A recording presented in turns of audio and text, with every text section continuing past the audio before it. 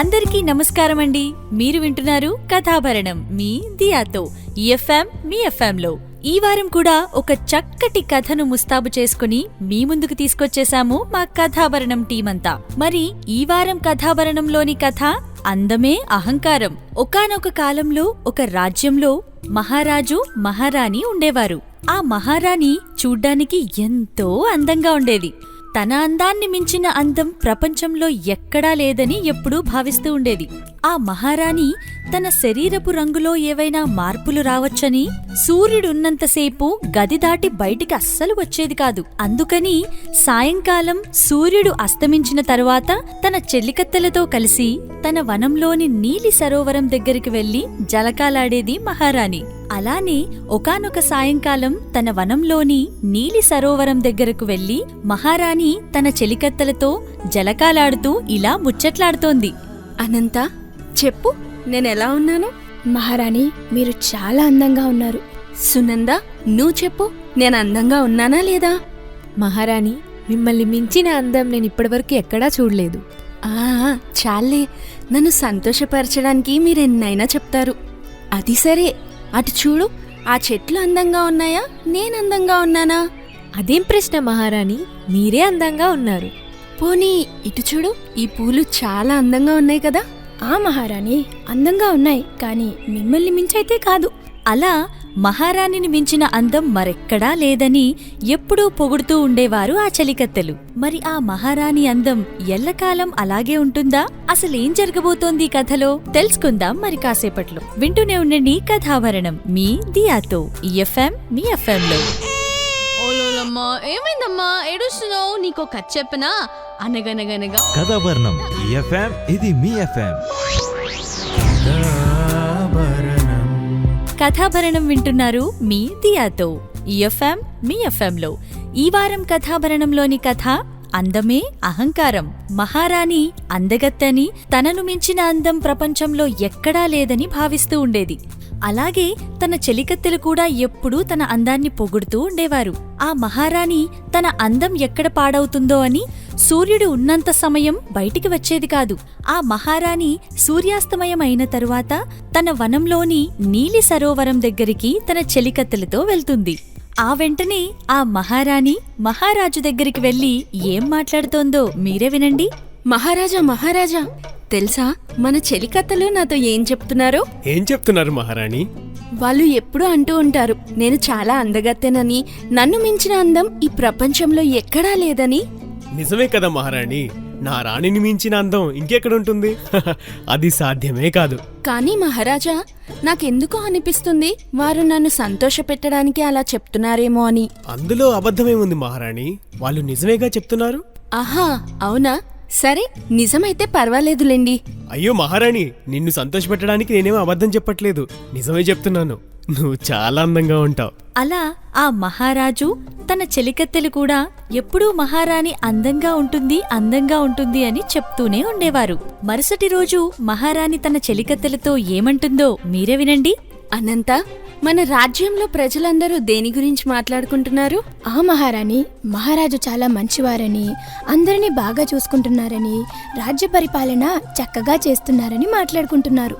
ఆహా, అది బానే ఉంది, కానీ మరి నా అందం గురించి ఎవరు మాట్లాడుకోవట్లేదా? మహారాణి, సూర్యుడు ఉన్న సమయంలో అంటే పగటి వేళలో మీరు బయటికి రారు. సూర్యాస్తమయం అవగానే వనం దగ్గరికి వెళ్తారు. ఇంకా వారు మిమ్మల్ని చూసేదెప్పుడు? మీ అందం గురించి పొగిడేదెప్పుడు? అవునులే, నా అందం గురించి ఎవరు మాట్లాడుకున్నా మాట్లాడుకోకపోయినా సూర్యుడున్నంతసేపు నేను బయటికి మాత్రం రాను. సరేలే, గాని సూర్యుడు వెళ్ళిపోయాడా? మనం ఇక నీలి సరోవరం దగ్గరికి వెళ్ళొచ్చా? ఆ మహారాణి, చూడబోతే సూర్యాస్తమయం అయినట్టుంది. ఇంక మనం నీలి సరోవరం వద్దకు వెళ్దామా? జలకాలాడుదామా? రండి. విన్నారు కదా చెలికత్తెలను ఎలా అడుగుతోందో. అయ్యో రామ, సూర్యాస్తమయం అయ్యే వరకు మహారాణి అసలు బయటికే రాదు. ఇక సూర్యాస్తమయం అయింది. మహారాణి నీలి సరోవరం దగ్గరికి వెళ్లే సమయం కూడా ఆసన్నమైంది. ఆ తర్వాత ఏం జరుగుతుందో తెలుసుకుందాం మరి కాసేపట్లో. వింటూనే ఉండండి కథాభరణం మీ దియాతో ఎఫ్ఎం మీ ఎఫ్ఎంలో. ఓలోలమ్మా, ఏమైందమ్మా ఏడుస్తున్నావు? నీకో కథ చెప్పనా? అనగనగనగా కథాభరణం ఎఫ్ఎం, ఇది మీ ఎఫ్ఎం. కథాభరణం వింటున్నారు మీ దియాతో ఎఫ్ఎం మీ ఎఫ్ఎంలో. ఈ వారం కథాభరణంలోని కథ అందమే అహంకారం. రోజూలాగే ఆ మహారాణి తన అందాన్ని తనే చూస్తూ మురిసిపోతూ ఎదుటివాళ్లు తన అందాన్ని పొగుడుతూ ఉంటే ఆనందిస్తూ ఉంటుంది. మరి రోజూలాగే సాయంకాలం తన వనంలోని నీలి సరోవరం దగ్గరకు తన చెలికత్తెలతో వెళ్లిన మహారాణి ఏం మాట్లాడుతోందో మీరే వినండి. ఆహా, ఈ నీళ్లు ఎంత స్వచ్ఛంగా ఉన్నాయి. హా, అయినా అది నా గొప్పతనమేలే. నా అందాన్ని తాకితే ఏదైనా స్వచ్ఛంగానే ఉంటుంది. నేను అందరికన్నా అందమైన దాన్ని. నన్ను చూసి ప్రపంచంలో అందరూ అసూయపడుతూ ఉంటారు. కళావతి నా పేరు, గొప్ప అందం నా సొంతం. లా లా లా. ఛీ, ఏంటిది ఈ నీటిలో? అయ్యో, చంద్రబింబమా? చిచ్చి, ఈ చంద్రుడు ఎంత అందవికారంగా ఉన్నాడు. ఆ ముఖంపై ఆ నల్లని మచ్చలేమిటి? హ, అందరికీ నా అంత అందముంటుందా? ఏమైంది మహారాణి, ఇంకా నీటిలోకి దిగలేదే? జలకాలు ఆడాలని లేదా ఈరోజు? ఎలా దిగమంటావు అనంత? అలా చూడు, నీటిలో ఆ చంద్రబింబం ఎంత అందవికారంగా ఉంది. ఏమిటి, నేనందంగా లేనా? కళావతి నన్ను ఇలా ఎందుకంటుంది? నా మొహంపైనున్న మచ్చలు నన్ను అంత అందవికారంగా చూపిస్తున్నాయా? మేఘమా, ఓ మేఘమా, దయచేసి నన్ను దాచేయి. కళావతి నన్ను చూడలేకపోతుంది. నువ్వే నాకు సహాయం చేయి, నన్ను దాచేయి. అలా మహారాణి కళావతి నీటిలో కనిపించిన చంద్రుడి ప్రతిబింబాన్ని చూసి చంద్రుడు ఇంత అందవిహీనంగా ఉన్నాడేంటని హేళన చేయగా అది విన్న చంద్రుడు అక్కడ్నుంచి బాధతో తొలగిపోతాడు. మహారాణి, అదిగోండి చంద్రుడు తొలగిపోయాడు. ఇక మీరు జలకాలాడవచ్చు. అరే అవును, వెళ్ళిపోయాడే. అయినా వెళ్ళిపోవడమే మంచిదిలే. ఇప్పుడు నేనెంతో ఆనందంగా సంతోషంగా నా సరోవరంలో జలకాలాడవచ్చు. లా లా లా. సునందా, అటు చూడు, మహారాణి మొహంపై నల్లని మచ్చలు. అవును, ఉన్నపలంగా అవిలా వచ్చాయి. ఇంత అందంగా ఉండే మహారాణి ఇలా అయిపోయిందేంటి? అవును, ఇప్పుడు తన ముఖం తను ఎలా చూసుకుంటుంది? అయ్యో, రోజు తన అందాన్ని చూసి మురిసిపోయే మహారాణి ఇప్పుడేం చేస్తుంది? ఏం చేద్దాం సునందా? అయ్యో రామా, మహారాణి మొహంపై మచ్చలు వచ్చేశాయి. తన మొహంపైన మచ్చలు వచ్చాయన్న విషయం తెలిసిన తర్వాత పరిస్థితి ఎలా ఉంటుంది తెలుసుకుందాం మరి కాసేపట్లో. వింటూనే ఉండండి కథాభరణం మీ దియాతో ఎఫ్ఎం మీ ఎఫ్ఎంలో. ఓలోలమ్మా, ఏమైందమ్మా ఏడుస్తున్నావు? నీకో కథ చెప్పనా? అనగనగనగా కథాభరణం ఎఫ్ఎం, ఇది మీ ఎఫ్ఎం. కథాభరణం వింటున్నారు మీ దియాతో ఎఫ్ఎం మీ ఎఫ్ఎంలో. ఈ వారం కథాభరణంలోని కథ అందమే అహంకారం. వనంలోని నీలి సరోవరంలో జలకాలాడుతున్న మహారాణి నీటిలో ఉన్న చంద్రబింబాన్ని చూసి చంద్రుడు ఇంత అందవిహీనంగా ఉన్నాడేంటని అవహేళన చేస్తుంది. అది విన్న చంద్రుడు బాధపడి అక్కడి నుంచి తొలగిపోయిన తర్వాత నీటిలో జలకాలాడుతున్న మహారాణి నీటిలో మునిగి లేచిన తర్వాత తన మొహంపైన నల్లని మచ్చలు ఏర్పడతాయి. అవి గమనించిన చెలికత్తెలు ఏం మాట్లాడుకుంటున్నారో మీరే వినండి. అనంతా, ఏదో ఒకటి చేయాలి. మనం ఏమీ చేయలేము. ఇప్పుడే ఈ విషయం మహారాణికి తెలిస్తే ఏమైనా జరగచ్చు. కాబట్టి కాసేపు ఆగు. చెలికత్తలు, ఏంటి ఏవో మాట్లాడుకుంటున్నారు? నాతో కూడా చెప్పండి. మహారాణి, ఏం లేదు. అదే మహారాణి, చంద్రుడు కూడా లేడు కదా, అంతా చీకటిమయం ఉందని అనుకుంటున్నాము. చంద్రుడు వెళ్ళిపోతే ఏంటి? నా అందం వల్ల చుట్టుపక్కల అంతా ప్రకాశవంతంగానే ఉంది కదా. పదండి వెళ్దాం. మహారాణి, మీరెళ్ళి ముస్తాబవుతూ ఉండండి, మేము ఇప్పుడే వచ్చేస్తాం. నన్ను ముస్తాబు చేయాల్సింది మీరే కదా. మీరెక్కడికి వెళ్తున్నారు?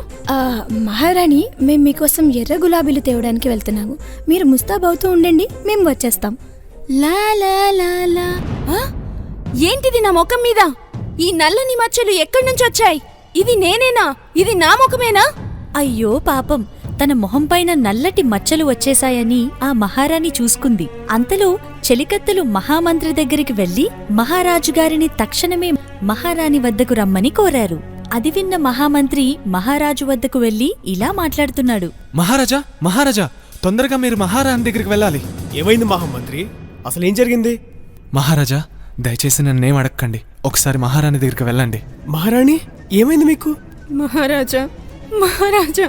మహారాణి, అసలు ఎందుకు ఏడుస్తున్నారు మీరు? ఏమని చెప్పండి. ఆ మొహం మీద చేతులు తీయండి. మహారాజా, నా ముఖం మీద నుంచి చేతులు నేను తొలగించలేను. నా ముఖం మీద అన్ని నల్లటి మచ్చలు ఏర్పడ్డాయి. ఇక నా ముఖాన్ని నేను మీకైనా ఈ ప్రపంచానికైనా చూపించలేను మహారాజా. మహారాణి, మీరు కంగారు పడకండి. ఈ సమస్యకి పరిష్కారాన్ని నేను వెతికి తీసుకొస్తాను. అలా మహారాణి బాధ చూడలేక ఆ మహారాజు సమస్యకి పరిష్కారాన్ని వెతికి తీసుకొస్తానని బయలుదేరతాడు. మరి ఆ మహారాజు ఎక్కడికి వెళ్తాడు? ఈ సమస్యకు పరిష్కారం దొరుకుతుందా లేదా తెలుసుకుందాం మరి కాసేపట్లో. వింటూనే ఉండండి కథాభరణం మీ దియాతో. ఎఫ్ఎం మీ ఎఫ్ఎంలో. ఓలోలమ్మా ఏమైందమ్మా ఏడుస్తున్నావు? నీకో కథ చెప్పనా? అనగనగనగా కథాభరణం ఎఫ్ఎం ఇది మీ ఎఫ్ఎం. కథాభరణం వింటున్నారు మీ దియాతో. ఎఫ్ఎం మీ ఎఫ్ఎంలో. ఈ వారం కథాభరణంలోని కథ అందమే అహంకారం. అద్దంలో తన మొహం తనే చూసుకున్న మహారాణి భయపడి ఈ మచ్చలు తన మొహంపైకి ఎలా వచ్చాయా అని బాధపడుతుంది. మహారాణి బాధ చూడలేక మహారాజు వెంటనే వెళ్లి రాచవైద్యుణ్ణి తీసుకుని వస్తాడు. అలా మహారాజు వద్దకు వచ్చిన రాచవైద్యుడు మహారాజుతో ఇలా అంటున్నాడు. మహారాజు గారికి ప్రణామాలు. నన్నిక్కడికి పిలిపించిన విషయమేంటి? రంగాచార్యులు గారు, మా మహారాణి పరిస్థితి ఏమీ బాగలేదు. ఉన్నపలంగా తన ముఖం మీద నల్లని మచ్చలొచ్చాయి. దానివల్ల మహారాణి మానసికంగా బాధపడుతోంది. సరైన వైద్యం చేసి తన ముఖంపై ఉన్న మచ్చలని ఎలాగలా పోగొట్టండి. అర్థమైంది మహారాజా. మహారాణి గారి ముఖం మీదున్న మచ్చల్ని పోగొట్టే వైద్యం నా దగ్గర లేదు. కానీ దానికి నా దగ్గర ఒక ఉపాయం ఉంది. అవునా? ఇంతకా ఆ ఉపాయం ఏంటి? అది చాలా కఠినమైంది. నా మహారాణి ముఖంపై చిరునవ్వు తిరిగి తీసుకురావడానికి నేనెంత కష్టమైన పడతాను. చెప్పండి, ఏం చేయమంటారు? మహారాజా, ఇదంతా సులభమైన విషయం కాదు. ఈ వైద్యం గురించి ప్రపంచం నలుమూలలా వెతకాల్సి ఉంటుంది. వెతుకుతాను, వెతికిస్తాను. ఎలాగైనా ఆ ఔషధాన్ని తెప్పిస్తాను. అలా అయితే చెప్తున్నాను వినండి. ఏదైనా కొత్త దేశంలో ఒక కొత్త చెట్టు మీద నుండి ఒక కొత్త పువ్వును తీసుకొని వస్తే అప్పుడు వైద్యం చేయొచ్చు. ఏమిటి మీరనేది? అది సాధ్యమేనా? అది కొత్త దేశం, కొత్త చెట్టు, కొత్త పువ్వులు. అసలు అలాంటి వాటిని మీరెక్కడైనా చూసారా? లేదు, ఇప్పటి వరకు నేను అలాంటివి ఏమీ చూడలేదు. మరి తీసుకురమ్మని ఎలా చెప్తున్నారు? అవి దొరకడం సాధ్యమేనా? నేను ఆ విషయాన్ని పుస్తకాల్లో చదివాను. పుస్తకాల్లో రాసి ఉంది అంటే ఖచ్చితంగా దొరుకుతుందనే కదా దాని అర్థం. అలాగే, ఖచ్చితంగా తెప్పిస్తాను.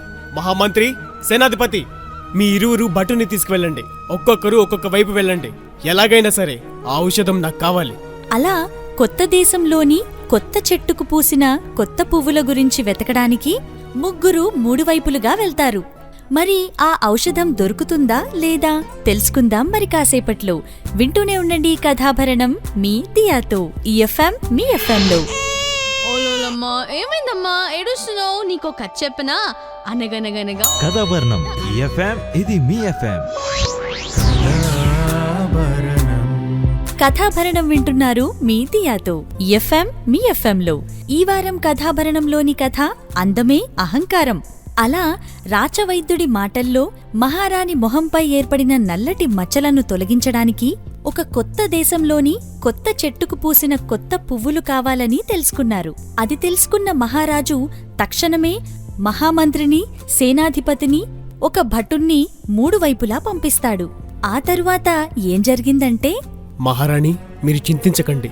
మీ వైద్యం కోసమే నిన్ను మహామంత్రిని, సేనాధిపతిని, భటుణ్ణి ఔషధం తీసుకురమ్మని పంపించాను. ఖచ్చితంగా ఔషధం దొరుకుతుంది. మీకు నయమైపోతుంది. ఎలాగైనా మీ ముఖంపై ఉన్న నల్లని మచ్చలు తొలగిపోతాయి. మీరు బాధపడకండి.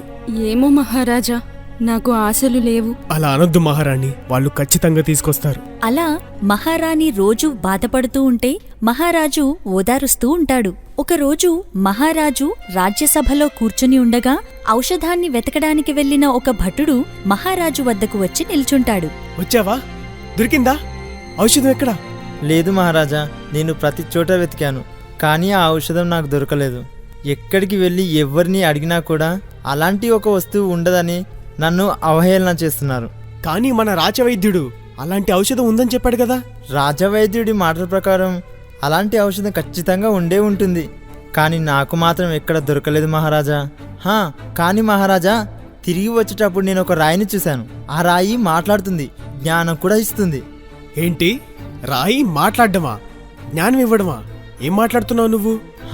అవును మహారాజా, ఆ రాయి నాతో మాట్లాడింది. అంతేకాదు, ఎంత వెతికినా ఆ ఔషధం దొరకపోయేసరికి నేను తిరిగి వస్తుండగా ఆ రాయి నన్ను పిలిచి ఇలా అంది. భటుడా, నా మాట విను.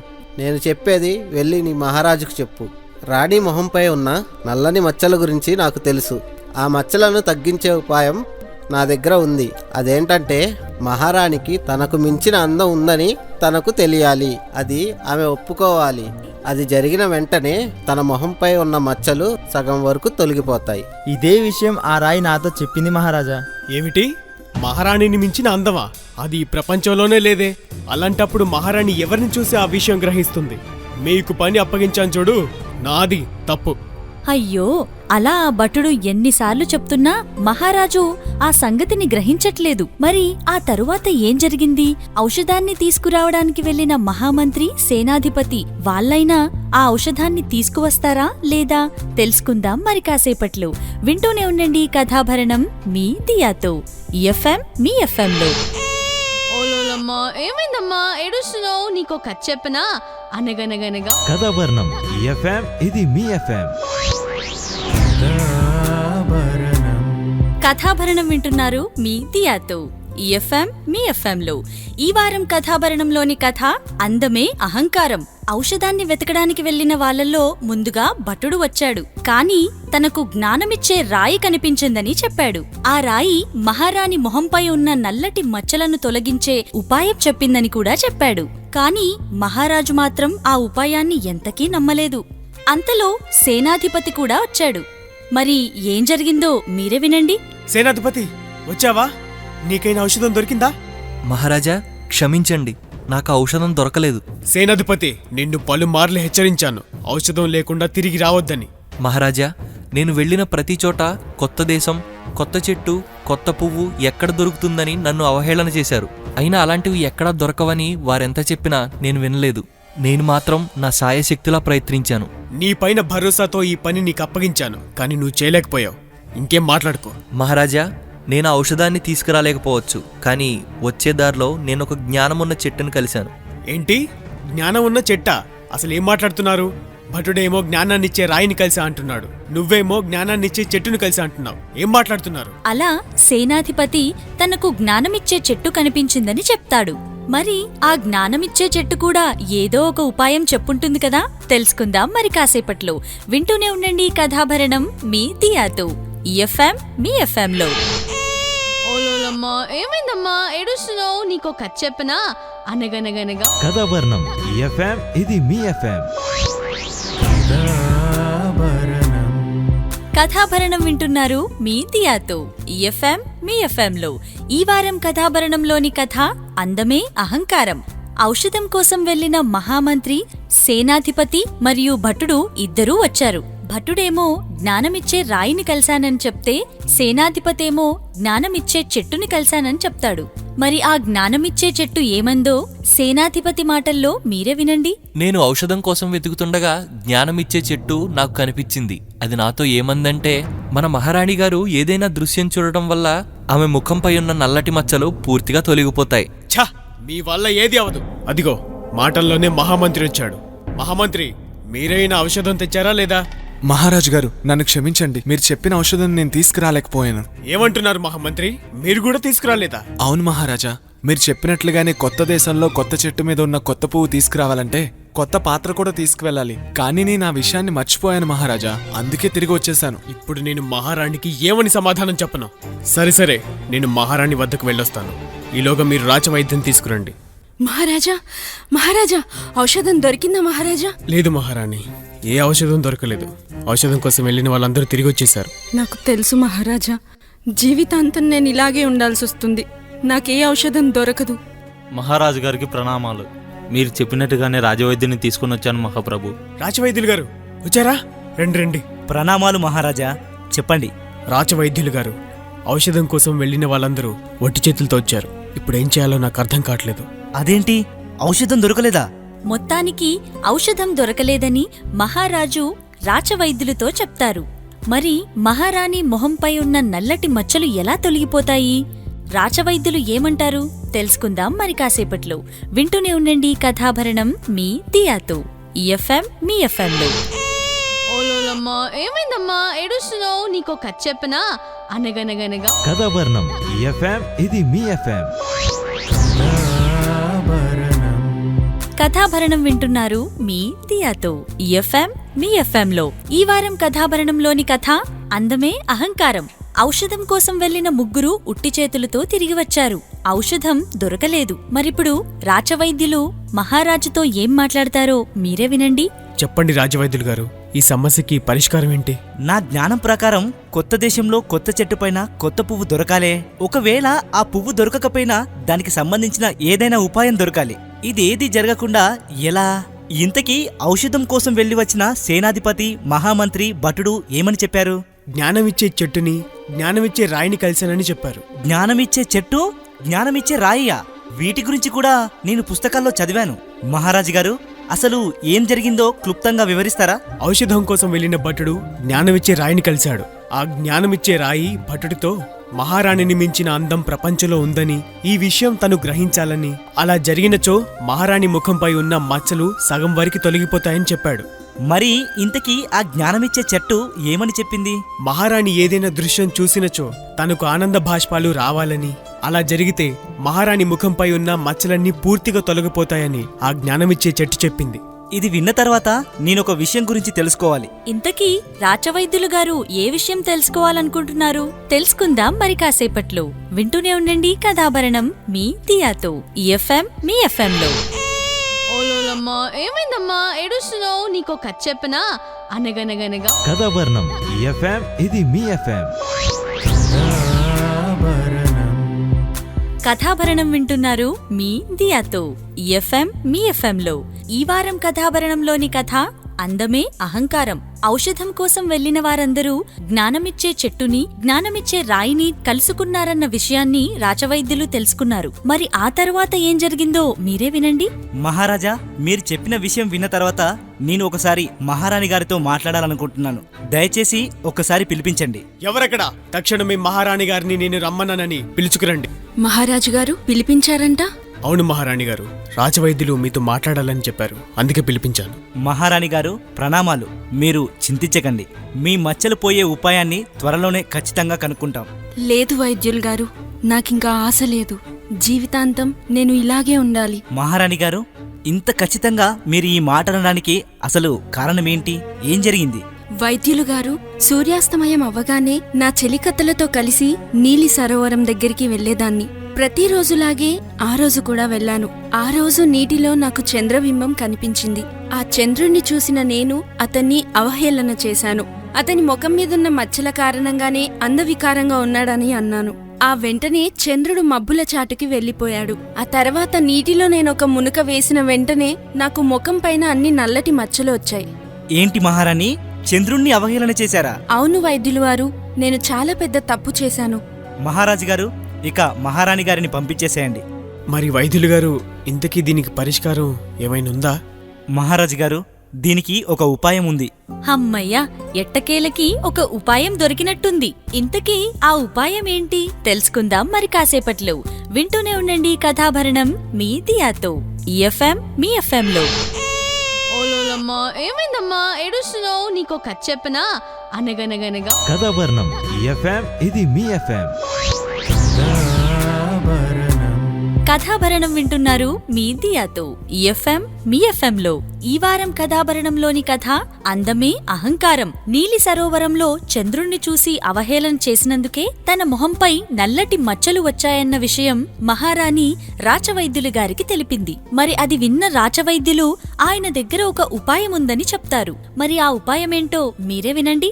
మహారాజు గారు, ఈ కథంతా ఆ నీలి సరోవరం వద్దే మొదలైంది. కావున ఈ సమస్యకి పరిష్కారం కూడా అక్కడే దొరుకుతుందేమోనని నా ఆలోచన. ఒక్కసారి మహారాణి గారిని నీలి సరోవరం వద్దకి పంపగలరా? వైద్యులు గారు, మహారాణి గారు అప్పటి నుండి ఇప్పటి వరకు ఆ నీటి సరోవరం వద్దకు వెళ్ళడానికి ఇష్టపడట్లేదు. మరి మహారాణిని ఇప్పుడు ఆ నీటి సరోవరం వద్దకి ఎలా పంపాలి? మహారాజా, ఎలాగైనా సరే ఒక్కసారి మహారాణిని ఆ నీలి సరోవరం వద్దకి పంపండి, ఎలా అయినా సరే. ఎవరెక్కడ? మహారాణి గారి చెలికత్తెలలో ఒకరినిటి పిలిపించండి. మహారాజు గారు ప్రణామాలు. చూడు అనంత, ఈరోజు సూర్యాస్తమయం అయ్యాక నువ్వు మహారాణిని ఎలాగైనా నీలి సరోవరం వద్దకు తీసుకువెళ్ళాలి. కానీ మహారాజా, మహారాణి గారు నీలి సరోవరం వద్దకు వెళ్ళటానికి అస్సలు ఇష్టపడడం లేదు. ఆ విషయం నాకు కూడా తెలుసు అనంత. సరే, నేను చెప్పినట్టుగా చెయ్యి. మహారాణి వద్దకు వెళ్ళి నేను తనని నీలి సరోవరం వద్ద కలుస్తానని చెప్పు. అలాగే మహారాజు గారు. మహారాణి, మహారాణి, చెప్పు అనంత. మహారాణి గారు, మహారాజు గారు మీతో చెప్పమన్నారు. ఈ రోజు సాయంత్రం మహారాజు గారు మిమ్మల్ని నీలి సరోవరం వద్ద కలుస్తానన్నారు. ఆయన మీకేదో విషయం చెప్పాలంట. మహారాణిని నీలి సరోవరం దగ్గర కలవడానికి మహారాజు గారు భలే ఉపాయం వేశారు కదూ. ఇంతకీ మహారాణి నీలి సరోవరం వద్దకు మహారాజుని కలవడానికి వస్తుందా రాదా తెలుసుకుందాం మరి కాసేపట్లో. వింటూనే ఉండండి కథాభరణం మీ దియాతో. ఈ ఎఫ్ఎం మీ ఎఫ్ఎంలో. ఓలోలమ్మా ఏమైందమ్మా ఏడుస్తున్నావు? నీకో కథ చెప్పనా? అనగనగనగా కథాభరణం ఈ ఎఫ్ఎం ఇది మీ ఎఫ్ఎం. కథాభరణం వింటున్నారు మీ దియాతో. ఈ ఎఫ్ఎం మీ ఎఫ్ఎంలో ఈ వారం కథాభరణంలోని కథ అందమే అహంకారం. మహారాణిని ఎలా అయినా నీలి సరోవరం దగ్గరకు రప్పించాలని మహారాజు గారు ఒక ఉపాయం వేశారు. మరి ఆ ఉపాయం ఫలించిందా లేదా మీరే వినండి. మహారాణి గారు, నేను మిమ్మల్ని ముస్తాబు చేయనా? అనంత, నేను నీలి సరోవరం వద్దకు వెళ్తాను, కాని నాతో అక్కడికి నువ్వు కాని మహారాజు గారు కాని రావాల్సిన అవసరం లేదు. కానీ మహారాణి, మీరొక్కరే వెళతారా? అవును అనంత, ఇక నువ్వు వెళ్ళొచ్చు. అలా సూర్యాస్తమయం అయిన వెంటనే మహారాణి నీలి సరోవరం వద్దకు వెళ్తుంది. మేఘాల నుంచి బయటికి వస్తున్న చంద్రుణ్ణి చూసి మహారాణి ఇలా అనుకుంటోంది. ఆహా, ఏమిటి ఈ అందమైన దృశ్యం! చంద్రుడు ఇంత అందంగా ఉన్నాడే. మహారాణి కళావతి, ఎలా ఉన్నావు? చంద్రుడా, ఎంత అందం నీది! నీ అందాన్ని చూసి ముగ్ధురాలనయ్యాను.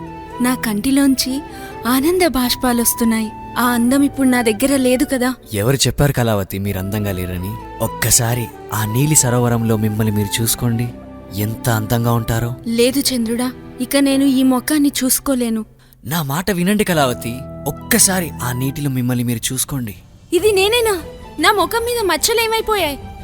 నా అందం నాకు తిరిగి వచ్చేసింది. ఇది కళ నిజమా? చంద్రుడా, ఇది ఎలా జరిగింది? మహారాణి కళావతి, అందం అనేది రూపాన్ని బట్టి వచ్చేది కాదు, మనస్సును బట్టి వచ్చేది. ఈ ప్రపంచంలో ప్రతీదీ అందమైనదే. ఏదైనా మనం చూసే చూపును బట్టి ఉంటుంది. కానీ ఇప్పుడు చూడండి, నేనే అందరికన్నా అందంగా ఉన్నానని మీరే అంటున్నారు. అప్పటికీ ఇప్పటికీ ఒకటే తేడా, నీ ఆలోచన విధానం. అందమైన మనసుతో చూడు, ప్రపంచమంతా అందంగానే కనిపిస్తుంది. అలా ఆ నీలి సరోవరం వద్దకు వెళ్లిన మహారాణి చంద్రుడి అందాన్ని చూసి ఆనంద భాష్పాలు కార్చడం వల్ల ఆ జ్ఞానమిచ్చే చెట్టు మరియు జ్ఞానమిచ్చే రాయి చెప్పిన విధంగానే మహారాణి మొహంపై ఉన్న నల్లటి మచ్చలన్నీ తొలగిపోయి మహారాణి అందం తనకు మళ్లీ తిరిగి వచ్చింది. అప్పటినుంచి అందమంటే మనసులో చూడాలి కాని రూపంలో కాదన్న సత్యాన్ని మహారాణి తెలుసుకుంది. విన్నారు కదా, మళ్లీ వచ్చే వారం ఒక మంచి కథను మా కథాభరణం టీమంతా మీ ముందుకు తీసుకొచ్చేస్తాము. అంతవరకు వింటూనే ఉండండి ఈ ఎఫ్ఎం మీ ఎఫ్ఎం.